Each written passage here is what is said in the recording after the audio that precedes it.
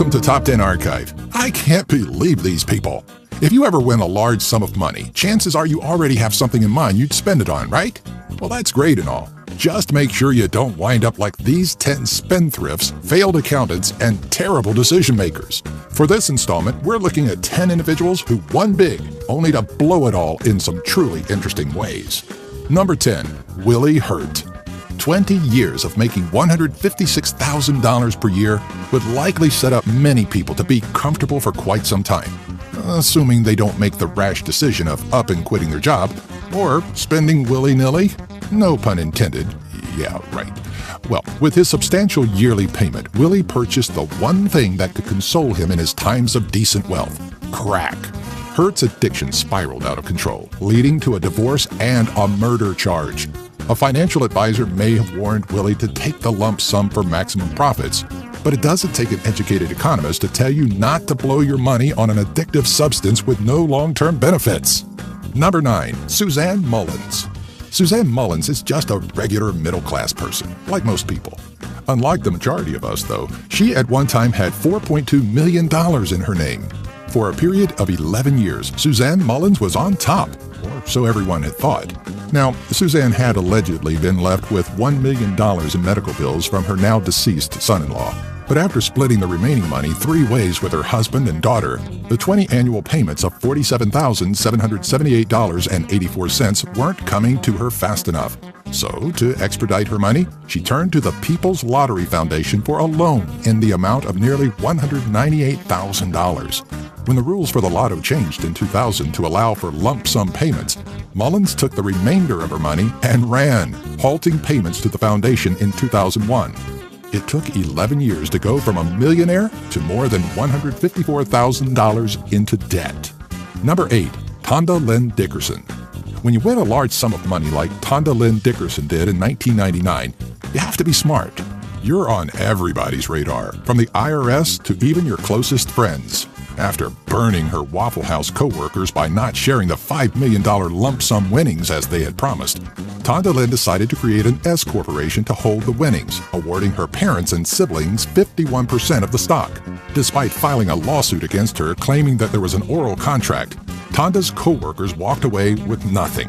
But the IRS was keen to take over $700,000, stating that by sharing stock with her family, Tonda had essentially gifted them over $2 million, making that money subject to a gift tax.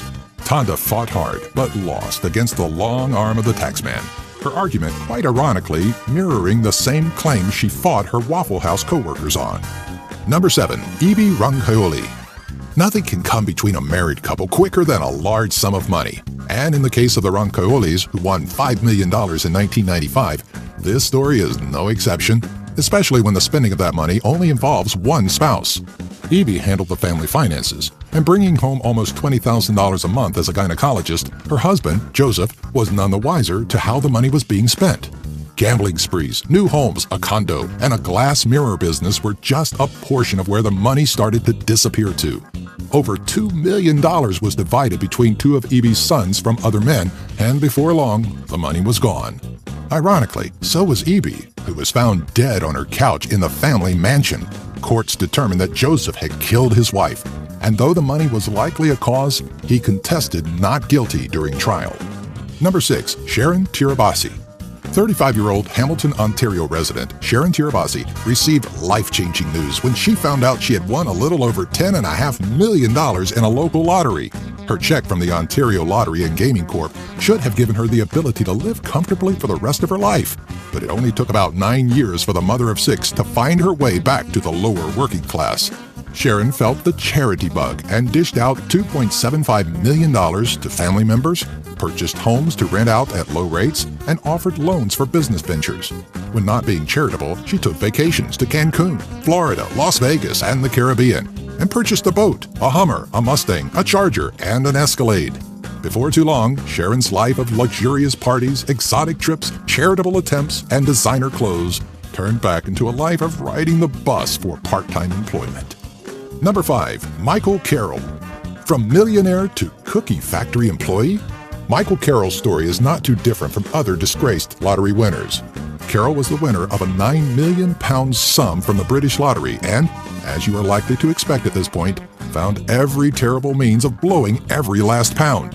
Carol turned to drugs, snorting cocaine through a casing of a real solid gold pen and partying harder than his body was used to. Surprisingly, Carol survived his ordeal of drugs and excess, but his fortune reportedly ran out after 10 years of spending. Though the money may have run out, Carol is completely pleased with his menial job and modest possessions. Number 4. Janite Lee. If you can blow through $18 million in 8 years, you may be doing something wrong. Such is the case of Janite Lee, South Korean immigrant who, 8 years after winning big, filed for bankruptcy. Lee's money went all over the place, from friends asking for loans to donating $277,000 to political candidates. Lee even made a donation between $500,000 and $1 million to Washington University, putting her on the Parents' Honor Roll as a Life Elliott benefactor. Towards the end of her reign on top, Lee racked up nearly $1.6 million in loans to the Royal Banks of Missouri and lost over $347,000 at casinos near St. Louis. Number 3. Billy Bob Harold Jr. June of 1997 could have been the best time of Billy Bob Harold Jr.'s life, having just won a jackpot of $31 million from the Texas Lotto. Billy was in a constant struggle with money, so when the annual winnings started to come through, he and his family breathed a little easier. Unfortunately, Billy made the first big mistake that most lottery winners make by quitting his job and then launching into a spending spree of a family vacation to Hawaii, hefty donations to his church, and extravagant gifts to friends and family. Apparently, $1.24 million a year wasn't enough, so Billy sought out a company to pay out his remaining winnings in a lump sum, a deal that he clearly lost out on. Shortly after his windfall, Billy's wife left him, a fatal blow to a man that had already been defeated.